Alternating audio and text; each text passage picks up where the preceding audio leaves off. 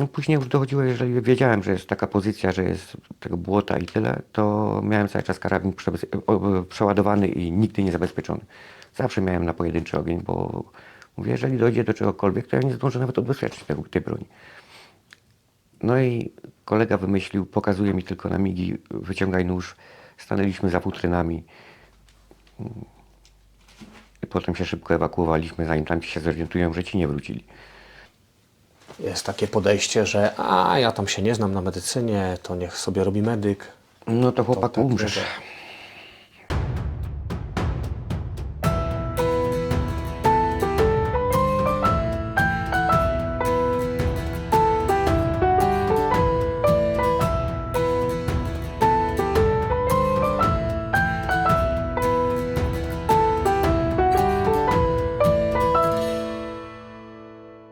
Dzień dobry, nazywam się Jacek Osman. Witam Państwa serdecznie na kanale Męskie Rozmowy. Moim gościem po raz kolejny jest Mirek, polski ochotnik, polski żołnierz walczący w konflikcie na Ukrainie. Mirku, opowiedziałeś nam trochę o swoich doświadczeniach. Chciałbym, żebyśmy kontynuowali tą rozmowę, która jest bardzo ważna i bardzo ciekawa. Chciałbym, żebyś opowiedział nam też trochę o Twoich już stricte doświadczeniach bojowych, o tym, czego używałeś, jakiego sprzętu używałeś Jak najbardziej. tak dalej. Przede wszystkim chciałem Państwa przywitać. Pozdrawiam. Jakbyś mógł nam teraz trochę opowiedzieć na temat Twojego wyposażenia. Jak szedłeś w bój? Standardowo no to balistyka, czyli To twarda jest kamizelka kuloodporna. Twoja kamizelka, którą tutaj mamy. Płyty, rozumiem, kupowałeś sobie sam, tak? I płyty są izraelskie w standardzie 3+. Tak. Rozumiem, że to był Twój celowy wybór, tak? Tak, Żebyś bo- był lżejszy, mobilniejszy. W szturmie no niestety masz wybór. Mobilność kontra ochrona. Okej. I rozumiem, że dlatego, że w szturmie nie rozbudowałeś tego, jakieś panele antyodłamkowe na ramiona, na płyty boczne miałeś? Miałem. Miałeś płyty boczne. Miałem, ale to nie była moja własność, to była ukraińska własność, więc musiałem oddać. Dobra, magazynki 3, 5, Nie. 6. Nie. 6, 8. Wszędzie po 2 magazynki. Okej. 10 tutaj. Dodatkowe 10 na pasie. Bo nie mam pasa. Okej. Też nie był mój, ale dodatkowe 10 magazynków na pasie. Na pasie też 2 apteczki z tyłu. Torba zrzutowa. I no na granaty jeszcze, nie? Jakieś tam. Granaty miałeś na pasie, czy miałeś... Ja przeważnie na pasie do torby zrzutowej wkładałem. Okej. W tym panelu tutaj miałeś co? Można otworzyć, bo tam są bardzo przydatne rzeczy, które można stosować. A zimą akurat są wręcz niezbędne. Tu mamy 2 kieszonki, tak? Tam chyba nie ma nic, o ile pamiętam. Tu nie ma nic, tak?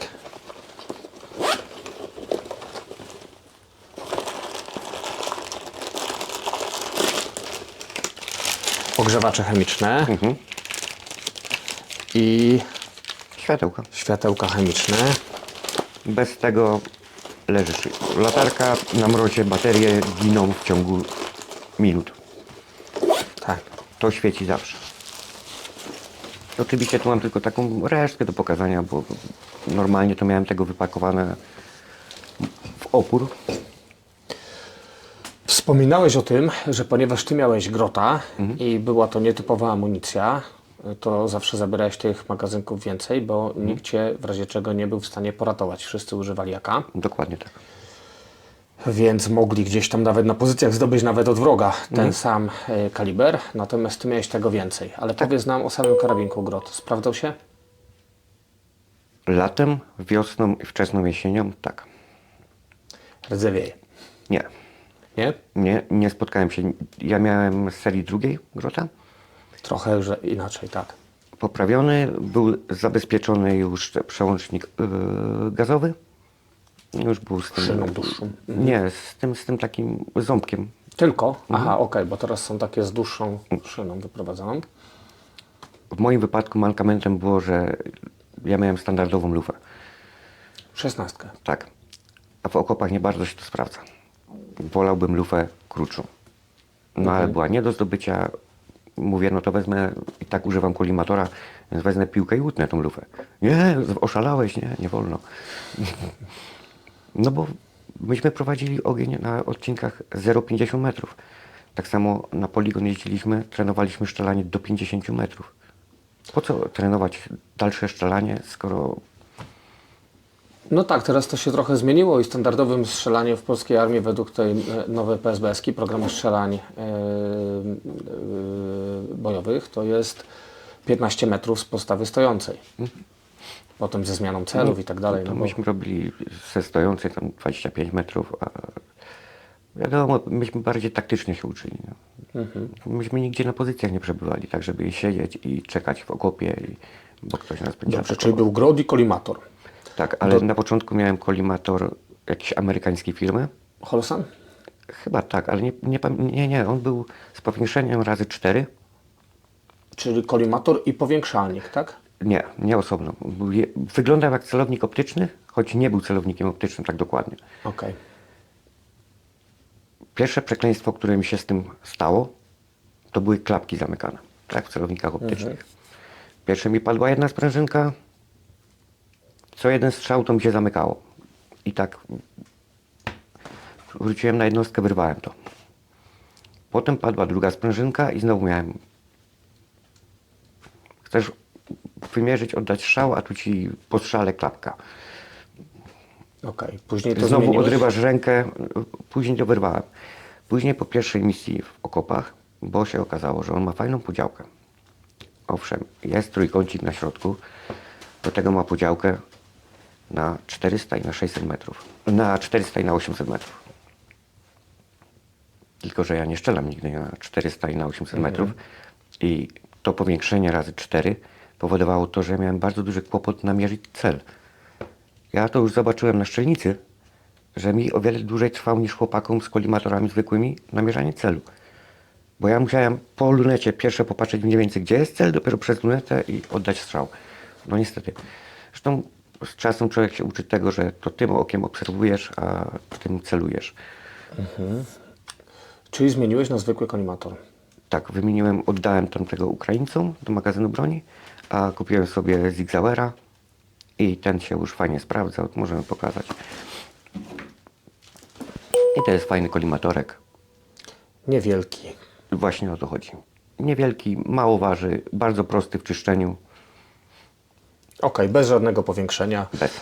bo nie było to generalnie potrzebne. Najważniejsze, że bardzo długożywotna jest bateria w nim, także nie ma najmniejszego problemu. Nie musiałem się przejmować tym, że mi bateria padnie. Bo mi wciągnie Nawet na baterię. mrozie. Nie było problemu. Nawet nam dość. A jednak Zigzauer to jest firma jakaś tam. Okej, i powiedz mi w nocy. Wracając do grota jeszcze. Duży problem pojawia się w tą... Ryca nie jest problemem, znaczy przynajmniej w mojej sztuce nie była problemem. Pojawia się problem, jak się zaczyna Rasputica. Ty masz rękawiczki tak obklejone, że to jest jedna buła błota. Zresztą cały tak wyglądasz. Okej. Jeżeli zaczyna to przysychać, to się wszystko kruszy, wyglądasz jak taki ludek z Michelina. I zaczyna się dwa problemy w grocie. Bardzo krótki manipulator odciągu zamka.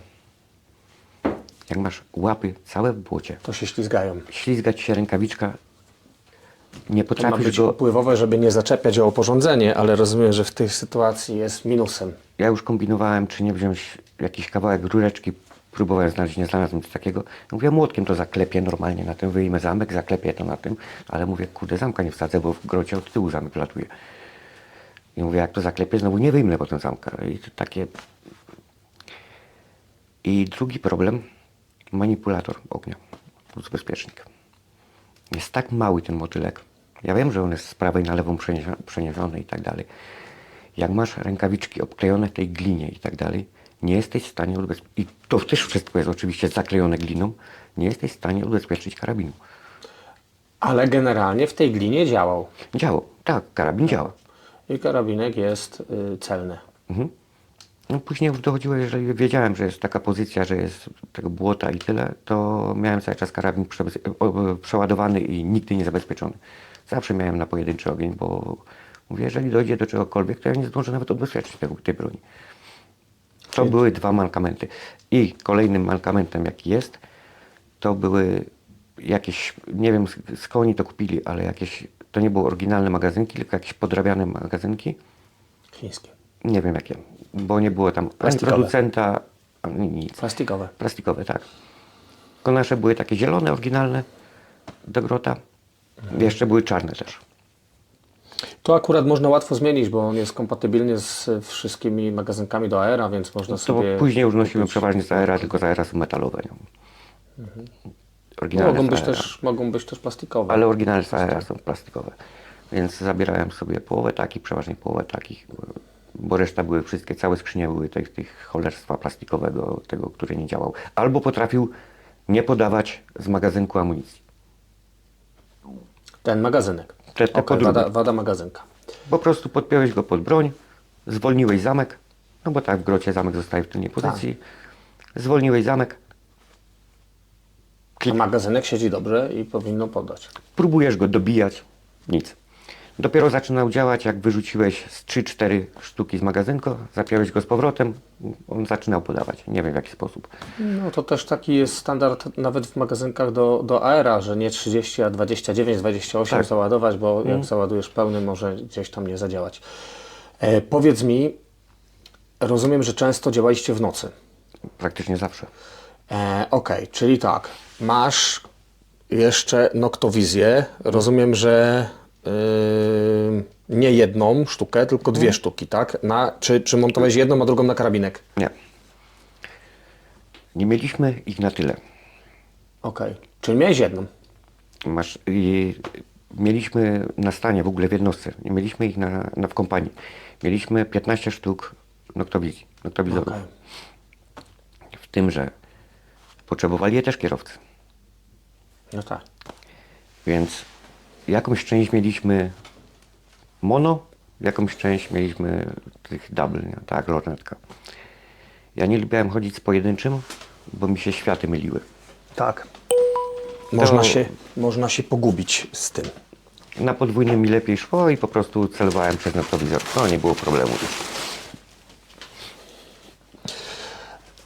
Celowałeś przez noktowizor, ale jak było ze złożeniem się do strzału? Nie było przeszkadzał? problemu. Nie przeszkadzał? Nie. Okej. Nie, bo noktowizor miałem, czy ten kolimator miałem na tyle przestawiony do tyłu, do przodu broni, że spokojnie.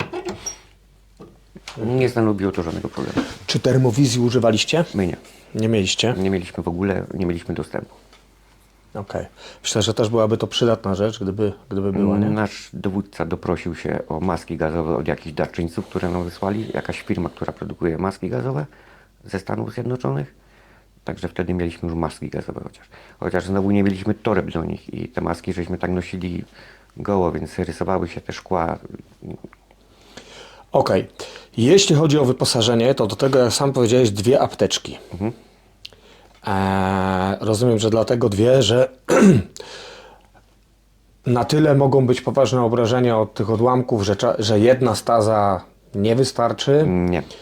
i też trzeba mieć tych hemostatyków i tak dalej, wszystkiego więcej, tak? Przede wszystkim wytłumaczmy sobie, że stazy nigdy nie trzymiesz w apteczce. Nie wolno ci.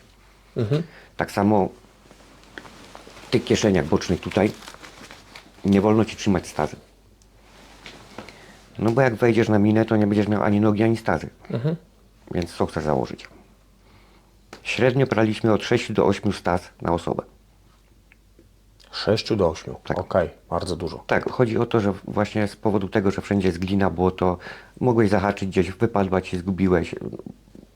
Cudawianki. Chodzi o to, żeby był szybki dostęp do stazy, Tak, to i- może być na kamizelce i tak dalej, nawet na gumce, żeby to szybko zerwać i szybko I musisz mieć w szybko głowie, użyć. jak sobie ustawiłeś stazy. Ja miałem zawsze tak przygotowane, że rozpiętą, wszystkie rozpięte stazy, nie przełożone przez ten, miałem po jednej stronie ciała, te przygotowane na rękę, to miałem na nogę przygotowane, właśnie nie rozpięte, żeby po prostu móc ją przerzucić i przełożyć wtedy. No bo jesteś ranny, możesz nie mieć siły się schylić, żeby przekładać przez stopę i tak dalej, i tak dalej. Więc miałem je przełożone i spięte po prostu. I rozumiem, że dużo też tego ćwiczyliście, z tego co Dziennie. wcześniej rozmawialiśmy, codziennie ćwiczyliście medycynę pola walki, w tym samopomoc. I te na rękę, no to przeważnie miałem 4 takie. Okej.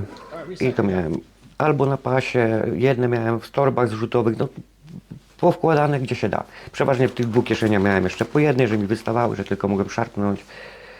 Także no, tego nigdy za dużo. Tego nigdy za dużo. Zdarzało się, że chłopaki mieli gumkę założoną na hełmie, to jeszcze na hełmie miał włożone 2.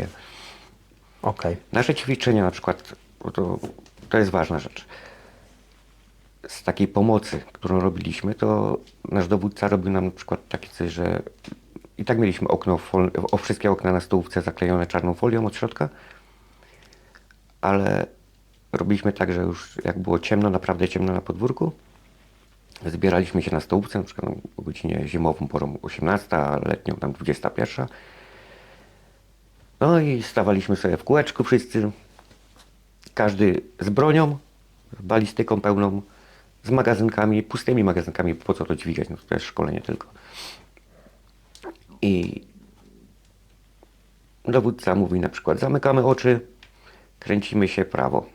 No i się kręcisz, dopóki nie powiedział stop. Nie powiedziane tam 10 sekund, 20 minut, 2. Jak sobie uznał, że stop, to stop. I wtedy, jak powiedział stop, musiałeś się przewrócić na przykład, nie? Bo ci powiedział, że musisz się przewrócić, bo Okej. zostałeś ranny w ten sposób, nie? Okej. No i przewracałeś się, i on wtedy krzyczał na przykład prawa ręka, lewa noga. 2 stazy. No i zakładałeś, na 2 stazy masz czas 40 sekund. Na jedną 25 sekund. Bo jest przyjęte, że do 50 sekund przy 2 ranach możesz przeżyć, nie? Więc to jest czas, który musisz wykonać, żeby założyć sobie stazę. Okej. No i wtedy on, jeżeli miałeś gotowe, podnosiłeś rękę, on przychodził i wkładał palec. Bo ma prawo wejść tylko 1 palec. Jeżeli wchodzi 2, to znaczy, że jest za słabo dociśnięte, nie? No i to tak przez 1,5-2 godzinki na przykład. Następny dzień było szkolenie z ewakuacji na noszach. No to wtedy na przykład mówię, to jeden chętny, który ostatnio ćwiczył, a ten co nie ćwiczył, znaczy który nie leżał na noszach, no to ja akurat jeden dzień tam sobie też leżałem z nimi na noszach, bo wróciłem ze szpitala, więc dowódca mówi, no to kładź się na nosze, będą cię targać chłopaki. Nie? No i oni cię mają położyć na nosze, zabezpieczyć twoją broń, musi ci zdjąć hełm, zdjąć balistykę, hełm założyć z powrotem, muszą cię przypiąć do noszy, balistykę położyć ci na ciało, pierwsze sprawdzić, bo to się robi palcami oczywiście, sprawdzić cię z przodu, z tyłu, czy nie, bo przejeżdżasz kawałek, patrzysz na palce, czy nie masz krwi, przejeżdżasz kolejny kawałek, robisz to samo na bokach, robisz to na plecach. No wtedy spinają cię na noszach, no jeżeli oczywiście byłaby krew, co na szkoleniu tego nigdy nie robiliśmy, ale jeżeli byłaby ta krew, no to opatrunki, no i targają się, na przykład dowódca powiedział tam dzisiaj 3 km, nie? No i tam co 50 metrów stop, zmiana, nie? Żeby ręka odpoczywała, nie? Przeskoki, tak żeby się jedną ręką cały czas nie niósł. Nie? I tak samo wiadomo, ci co niosą od strony głowy mają ciężej, ci co od strony nóg lżej, więc chodzi o to, żeby się zmieniać. Zmieniać. Okej. Dobrze. To jeśli chodzi dalej o to twoje wyposażenie, 2 apteczki. Tak, jeszcze dokończmy z tym szkoleniem medycznym. Ale czasami robiliśmy tak, że, no bo zawsze chodziliśmy po 4. Więc szliśmy na naszą stołówkę i tam były pokoje puste. Gruzowisko straszne. Ale były te pokoje ciemno, wszyscy noktowizory i idziemy w 4 tak na patrolu. Jeden za drugim, ręka na ramieniu, jeden drugiemu i wchodzimy, czyścimy po kolei pokoje. No i w pewnym momencie mówi, wrzasnął tam jakieś hasło, było ustalone i 3 się kładzie, 4 zostaje na nogach. I ten 4 udziela pomocy i na przykład mówi, bo 3 ci zostało, więc dowódca mówi, 2 poszkodowanych, 1 osłania. Nie? Ten, który niby nie był ranny, Tak. to po prostu zabezpieczał drzwi, a ty jako ten ostatni musisz udzielić tej pierwszej pomocy ten tłum. Więc idziesz i organoleptycznie sprawdzasz niby gdzie jest krew. To już było ustalone, która noga, która ręka, albo na przykład 2 nogi, albo 2 ręce. Wiadomo, nie? Ale musisz to zrobić, że sprawdzasz rękami i tak dalej. Później złota zasada. Jeżeli on jest ranny, nigdy do jego opatrzenia nie używasz swojej apteczki i swoich tylko staz. jego. Tylko zabierasz jego apteczki, jego stazę i z jego robisz, jego zabezpieczasz. Później robisz drugiego, później meldunek do dowódcy przez radio, że masz 2 rannych, jakie to są rany, czy rany poszczałowe, czy to są ręka, noga i tak dalej. Składasz taki raport i dobre, i na tym wszystko. I to potem znowu zmiana, któryś chłopak, znowu wy udajecie rannych i tak non stop. Chodziło o to, żeby na noktowizorach się uczyć tego robić. Nie? Powiedzmy jedną ważną rzecz, że jest to chyba jedno z takich najważniejszych szkoleń Tak, z medycyny. tak. I tutaj myślę, że o tyle fajnie, żebyś zaapelował też do polskich żołnierzy, bo bardzo często jest takie podejście, że ja tam się nie znam na medycynie, to niech sobie robi medyk. No to chłopak tak, umrzesz. że- To bez tego to no nie ma sensu w ogóle wychodzić na front. Bo nie licz na medyka, który pójdziecie w 4. Medyk jeden jest gdzieś 800 metrów za tobą. Zostaje ci 3 rannych. I co ty liczysz na tego medyka, że on przyjdzie, ten ma urwaną nogę, ten coś, musisz jeszcze określić, który jest pierwszy do ratowania. Albo w ogóle, czy jest sens go ratować. Bo jeżeli stwierdzasz, że rany są na tyle poważne, to zajmujesz się tymi, których warto uratować. których jeszcze masz szansę, żeby uratować. A jak ten nie ma pół głowy na przykład, ale jeszcze oddycha, no to przecież go nie będziesz ratował, no bo co tu masz z tym zrobić? Okej, bardzo trudne wybory, ale No bardzo trudno. Ale no, jeżeli nie będziecie wszyscy wyszkoleni, to ja z takimi ludźmi nie chciałbym iść do boju. Nie, dziękuję. okej. Tak samo nie chciałbym iść do boju z ludźmi, którzy mówią, że oni się niczego nie boją. Bo ja się boję takich ludzi. Jeżeli mi ktoś mówi, że on się niczego nie boi, on to tam ma w dupie, najwyżej zginę. Nie, Niebezpieczne. nie chłopie, ty jesteś chory psychicznie, ty się idź leczyć, a nie idź na front.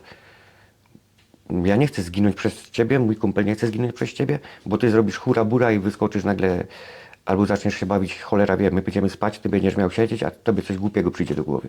Spotykałeś się z takimi sytuacjami? Nie. również? Spotkaliśmy się raz z taką sytuacją, że taki zastępca dowódcy, z nim to była też taka wesoła sytuacja, bo on nie potrafił jeździć samochodem z manualną, Amerykanin, więc nie potrafił jeździć z manualem. On tylko z automatem, ale z automatem mieliśmy tylko Volvo. Volvo było w naprawie, w remoncie. No więc on sam nie pojedzie. On to mówi, Mirek, weź na warę, pojedziesz ze mną. No i wyślij pineskę temu chłopu, który miał przyjechać do Pokrowska, gdzie ty jesteś. Po pierwsze pytanie, dlaczego nie czekałeś na dworcu PKP? Tam zawsze, gdzie je odbieramy. Tam była pizzeria, można było usiąść. Tam jeszcze nie było Rosjan, przecież front był 65 km dalej, 60. Można było usiąść spokojnie na luzie. Poczekać. Nie, on się gdzieś wybrał z tego dworca. Więc wysłał pineskę, że jest gdzieś tu. No i jedziemy. Wyjechałem z Pokrowska. Jakaś dróżka taka zaczyna się leśna. Ja mówię, ty rider, to chyba nie jest tu. Mówię, pisz do niego, gdzie on jest. Ten mu pisze, wysyła następną pineskę. Druga strona Pokrowska. Wyjechaliśmy po niego o 18 wieczorem. No więc przejechać na drugą stronę Pokrowska to też nie jest 2 sekundy, chociaż my w mundurach na rejestracji 3CY, czyli ZSU, ale masz blokposty. Wszędzie na blokpostach stoją ludzie, którzy chcą przejechać, auta są sprawdzane i tak dalej. Nie ominiesz ich na blokpoście, bo jeszcze cię ktoś odstrzeli, jak będą widzieć, że ty coś kombinujesz przed blokpostem. Więc to trwa. Na blokpostach to tylko chwała Ukrainie, herojom chwała. Dziękuję, do widzenia. I przejechaliśmy na drugą stronę Pokrowska, no chłopa nie ma. Wysłał trzecią pineskę w centrum miasta. Dobra, powrót. W końcu okazało się, że go tam nie ma, ale mój dowódca mówi, to wiesz co, ja tam jestem, to ten zastępca dowódcy, czyli dowódca. Ja idę się, przejdę tam, czy jego przypadkiem tam gdzieś nie ma. No i poszedł, dzwoni do mnie. Mirek, podjedź z kilometr w tamtą stronę, bo on tam jest, nie? Znalazłem go. Wpakowaliśmy go do samochodu. Jego tam torby na pakę, bo tu pick-upy wszystko mieliśmy, no oprócz Volvo, tak to mieliśmy pick-upy. I tak jedziemy i już z tego gadki nam się coś bardzo nie kleiło. Potem na drugi dzień zaczął coś dyskutować z panią medyk. Później miał rozmowę z dowódcą. Później dowódca zawołał chłopaków z tego bunkra, do którego kazał mu iść spać tą pierwszą noc. Popytał chłopaków, co jest. Chłopaki mówią, ty weź go odeślij z domu. Mówi, my z nim nie. Bo już był taki okres, że wszyscy mieliśmy broń swoją, każdy przy łóżku swoim. No, zachowywał się już jakoś dziwnie, nie? Z tymi... Wziął chłopakowi któremuś broń, zaczął podpinać magazynek, zaczął przeładowywać tą broń. Ty nie wiesz, co on za chwilę zrobi. Tego chłopa nie znasz. Tak. Nie wiesz, kim on jest. Już po tym, co on wygadywał, jakieś herezje, to nie, dowódca go odesłał do domu. Oj, Okej. Mirek, weź na warę, odwieź go na dworzec PKP. Niech on sobie jedzie. Okej. Wracając jeszcze do tego twojego wyposażenia, mamy tutaj latarkę, czołówkę. Czy możesz coś powiedzieć, po co była wam potrzebna czołówka i jaka musi być? Przede wszystkim czołówka jest najlepsza dlatego, że musisz mieć dwie ręce wolne zawsze. Okej. Przede wszystkim musi mieć czerwone światło. No wiadomo, że czerwone światło, może powiedzmy ludziom, raz, że nie widać z tak daleka jak białe I nie i jest- zdolności akomodacyjnej wzroku nie Tak. osłabia. Czyli jeżeli jestem przyzwyczajony do ciemności, zapalę czerwone, to potem dalej widzę w ciemności. Tak, wyłączasz i dalej widzisz w ciemności. Nie, wiesz, nie razi cię. Ma jeden minus, że krew kiepsko widać w czerwonym. To jest minus, ale ty i tak sprawdzasz krew na lepkość. Jeżeli przejeżdżasz Na bank rękami, można nawet. nie, jeżeli przejeżdżasz rękami, to sprawdzasz. Okej. Ale Najlepiej, jeżeli one są, tak, ta jest ładowana na typu C, bo wtedy możesz mieć powerbanka przy sobie, podpinasz sobie baterię i dopinają się. Jeżeli tak, ta druga jest, którą specjalnie wziąłem, ona jest na baterię. I wtedy musisz pamiętać, żeby mieć te 3 małe paluszki zawsze ze sobą dodatkowe. Więc dobrze, ale światło tak czy inaczej dekonspiruje. Kiedy tego używaliście? na pozycjach normalnie, ale używaliśmy ich tylko z czerwonym światłem. Jeżeli na przykład wieczorem, po zmroku, po kolacji przechodziliśmy, czy po ćwiczeniach medycznych, przechodziliśmy ze stołówki do swoich bunkrów, no bo bunkry były porozrzucane w różnych częściach jednostki, no to używaliśmy tylko i wyłącznie czerwonego światła, żeby dojść tam. Nie wolno ci załączyć białego światła na zewnątrz. Okej. Jeżeli wyjeżdżałeś z jednostki samochodem lub wracałeś, a było po zmroku, przed jednostką jakieś 200 metrów wyłączałeś światło w samochodzie. Dlatego wszystkie tylne światła i tak masz odcięte. No, robi się to nożyczkami, jeżeli dostajecie skądś jakiś nowy samochód, to pierwsze co cążki i zostawia się tylko przeważnie jedno światło z tyłu i wszystkie stopy. Najważniejsze poodcinać. Co z tego, że ty wyłączysz światło, jak przyciśniesz stop, idzie widać z kilometra. Tak. Więc stopy trzeba poodcinać. Nie? Światła stopu muszą być odcięte. Nikt się nie bawi w wyciąganie lampy, bo przeważnie teraz w tych nowych samochodach jest tak, że musisz wyciągnąć lampę, żeby wyjąć żarówkę, więc nikt tego nie będzie robił, więc się bierze szybko, obcinaczki i cyk. I jeździło się na noktowizji. Dobra. Oj, to też jest dużo wprawy wymaga. No tak. To jest inna szkoła jazdy.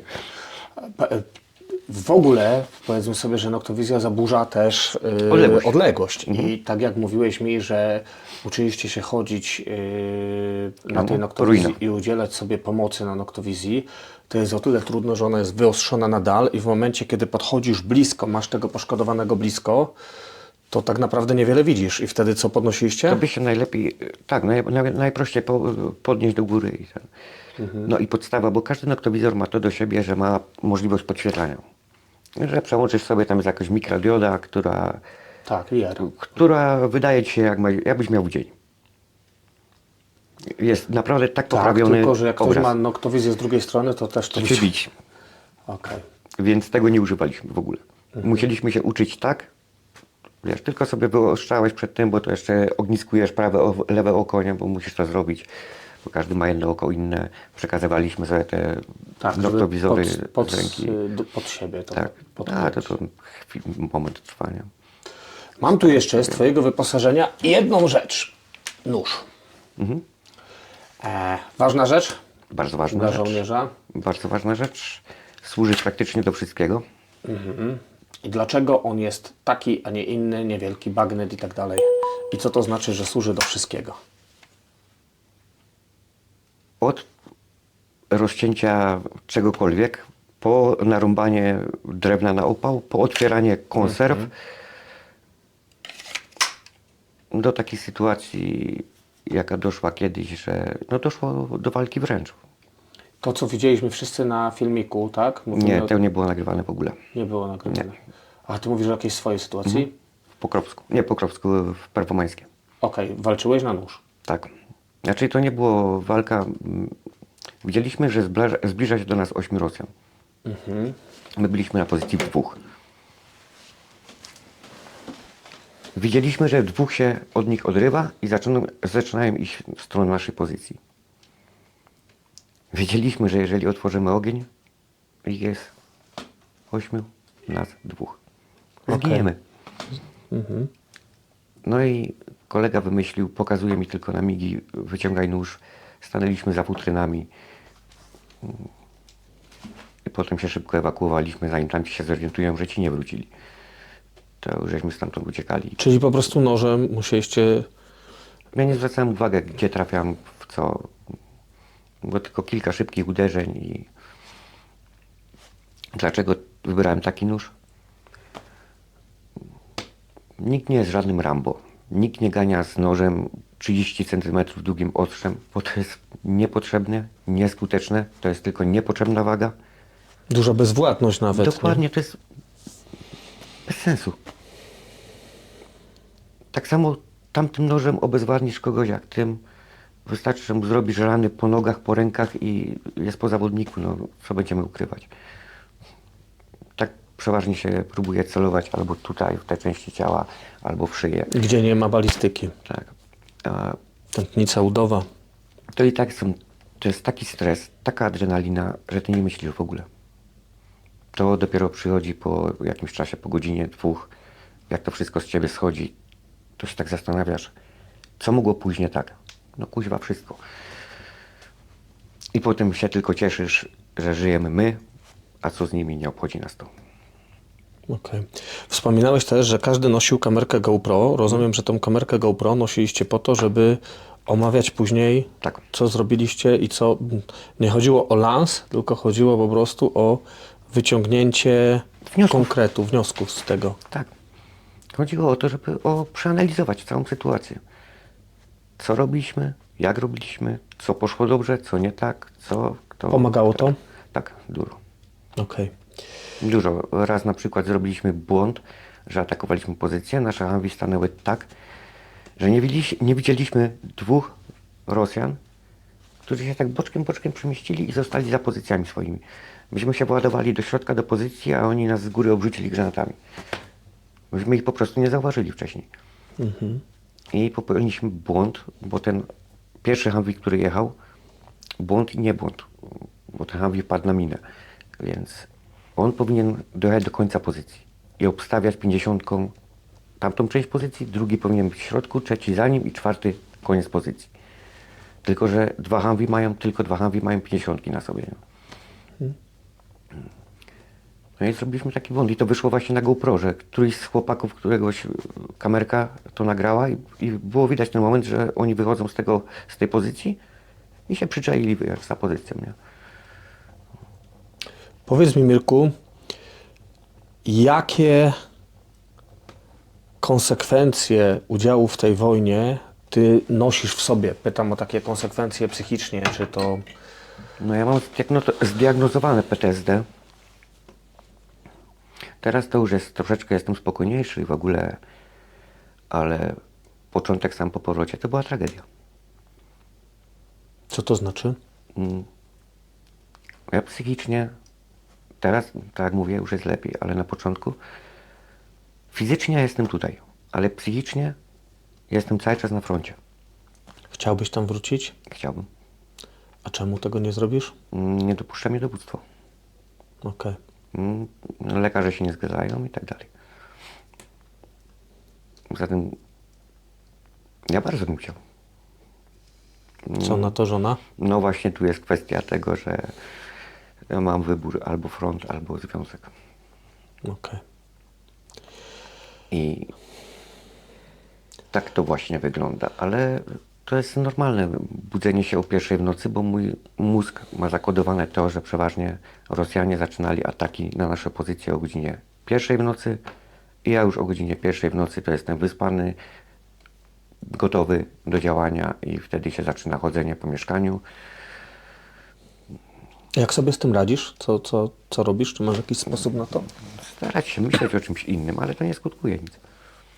Jak byłem u pana psychiatry, to zobaczyłem tablicę Mendelejewa, którą mi przepisał, stwierdziłem, że nie, dziękuję, bo to takiej porady to ja nie potrzebowałem. Zachęcam Cię do obejrzenia takiego podcastu, który my nagraliśmy z Hubertem Kampą, właśnie, który też działa na Ukrainie, też miał zdiagnozowane PTSD i zajmuje się pomocą żołnierzom z PTSD. Być może coś dla siebie tam Ja wyciągniesz. tu może jeszcze coś opowiesz na temat hełmu, bo dużo ludzi mi zadaje pytania, po co te wszystkie plastiki i tak dalej na hełmie. Okej. Po co? No tu mamy wpięcie pod noktowizję. Dokładnie tak. Czy coś wpinałeś w szyny boczne? Tak, latarkę, przeważnie latarkę i z drugiej strony przeważnie GoPro. Okej. I jeszcze bo zależy jeżeli nosiłem korki do uszu, to nie, ale jeżeli nie, to nauszniki czasami. Czyli aktywne jakieś słuchawki, tak? Dlatego tak. ma takie wycięcie tutaj, żeby to działało. Rozumiem, że z tyłu była przeciwwaga, bo jak działałeś... Albo przeciwwaga, albo jeżeli to był noktowizor z możliwością podpięcia dodatkowej baterii, to dodatkowa zapasowa To bateria. dodatkowa bateria, która też ważyła. Chodzi o to, żeby nie ciążyło to. Tak, w jedną bo stronę. noktowizor waży, do tego jest wysunięty do przodu i odpada głowa. Więc dodatkowa bateria. Hełm kupowałeś sam, czy Tak, to jest... to jest mój hełm. Sam. Okej. I tak to wygląda. Dobrze, a czy broń krótką nosiłeś? Nie, tylko oficerowie nosili broń. I to jest... Na samym końcu, kiedy zostałem kierowcą Humvee, to dostałem krótką broń. Nawet nie wiem, czyjej to było produkcji. Nie, sorry, na samym początku jeszcze dostałem Makarowa, a później dostałem chyba jakąś czeską broń. CZT pewnie. Coś z CZ-ki, ale jakąś taką starszą. Powiedz mi, czy Twoim zdaniem warto mieć krótką broń, bo wielka dyskusja, która teraz się przetacza, że na Ukrainie nie noszą, tak naprawdę lepiej mieć dodatkowe 2 magazynki niż krótką broń. Ja nigdy nie używam. No, ale też nie miałeś. Później, jeżeli byłem kierowcą, no to tak samo jeździłem z chłopakami na poligon, ale jakoś, no nie wiem, jednak grot to jest grot, jakoś czujesz się pewniej. To na pewno, nie, to na pewno. To nie takie zastosowanie, to tylko w momencie, kiedy masz przeciwnika, brakuje Ci amunicji, przejście szybkie Wiesz, na broń krótką. jedziesz jako kierowca tego Humvee, wiesz, że masz te szyby kuloodporne z każdej strony, masz jakąś taką większą pewność siebie. I to ci daje takie poczucie bezpieczeństwa. Ale z drugiej strony wiesz o tym, że masz zakaz otwierania okien, bo boczne okienka możesz przesunąć. Tak. Ale masz zakaz ich otwierania. Nie wolno ci opuścić pojazdu. Masz przywieźć chłopaków na pozycję, natychmiast się ewakuować. Natychmiast masz odjechać. Nie wolno ci tam stać. I to jest takie, że wiesz, że jesteś jednak dużym celem. Tak, pomimo tego pancerza. Cóż Znajdą jest coś. pancerz, jak wiemy, wiedzieliśmy gdzie w Perwomańskie, że mają 2 czołgi na pozycji Tak. i mają deszkę ustawioną. A to było takie miasteczko, gdzie były 3 takie proste drogi. Gdzie było od końca miasteczka do końca miasteczka. Tak prosto no po prostu idealnie na wprost. A ty musiałeś tą drogą dowieźć chłopaków. I tak powiem ci, miałeś tylko nadzieję, że akurat na tej drodze niby sprawdzili chłopaki z dronów i tak dalej, ale miałeś nadzieję, że ten czołg akurat nie jest na tej drodze, którą jedziesz. I że jest gdzieś na innej pozycji. No co, na przykład przeciwko dronom nie mieliśmy nic. No tak. Kompletnie nic.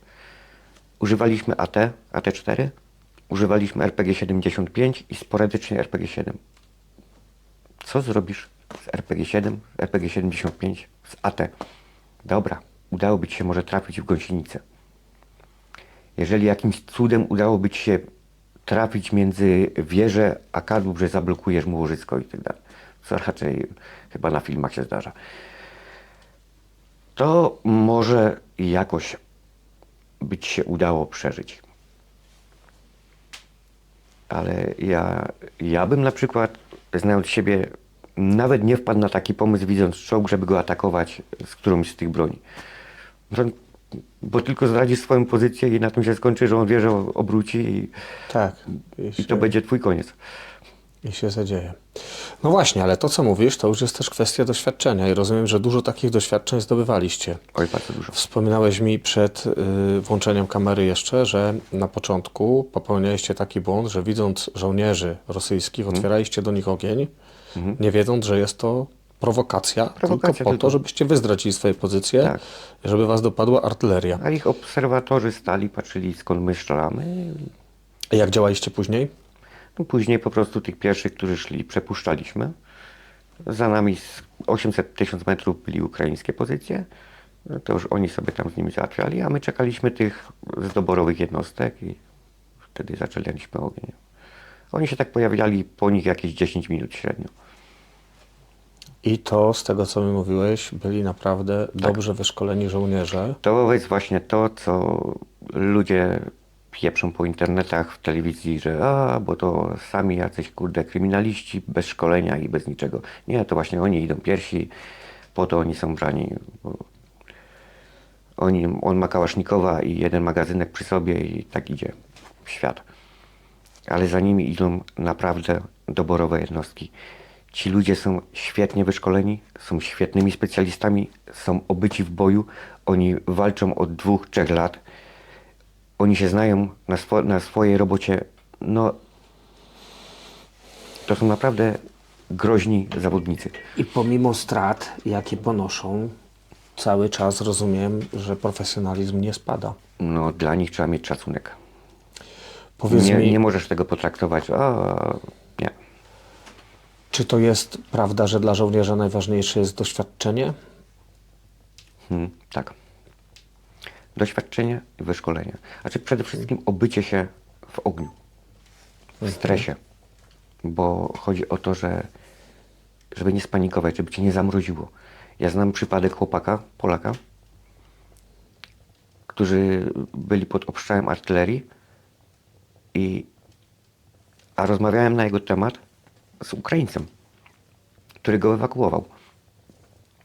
Chłopak dostał czegoś takiego, że po prostu stwardniał cały, przewrócił się, oczy otwarte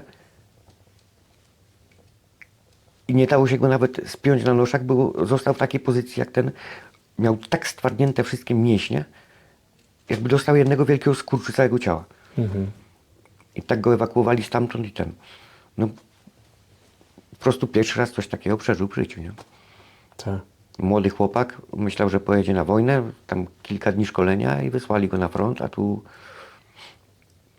obycie się z tym to musi trwać. To nie jest tak, że nawet gdybyś nie wiem jak był wyszkolony, ale na sucho, To nigdy nie zastąpi Nie. realizmu. to musisz przeżyć. I na przykład dlatego my jadąc na poligon nigdy w ogóle nie posiadaliśmy czegoś takiego jak amunicja ślepa, czyli ćwiczebna. Nie, myśmy robili wszystko na ostro. Nie mieliśmy, w ogóle nie posiadaliśmy czegoś takiego jak ślepa amunicja.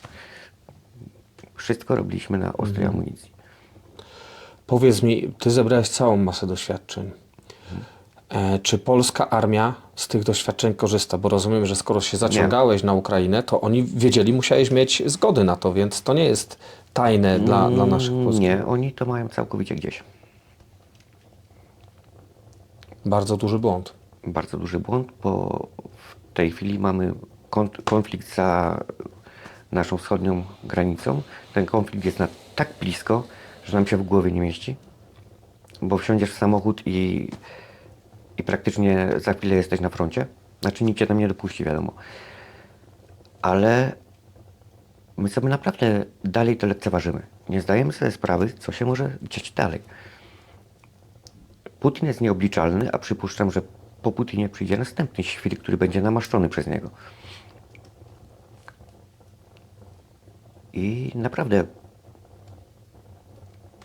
że my z tym nic nie robimy.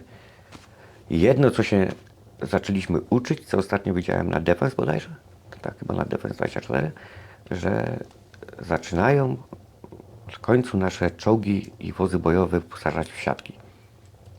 I też system trofi chcą zamówić taki, który ma bronić przed dronami.